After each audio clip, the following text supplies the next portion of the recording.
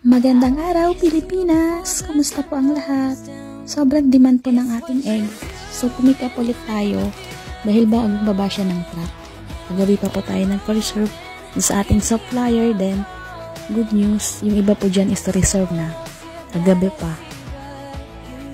Then, narato na nung isang supplier, yung isang tindahan na kumukuha sa atin. So, level up na yung ating itlog. 43, 53, every 2 days sold out agad. So thank you. Thank you sa mga repeat orders. Marami na rin po tayong tindahan sinusuplayan. 3 trays, 5 trays, ganyan po sila bumili. Sa dami po ng ating mga kakompetensya. So yan, binibili pa din.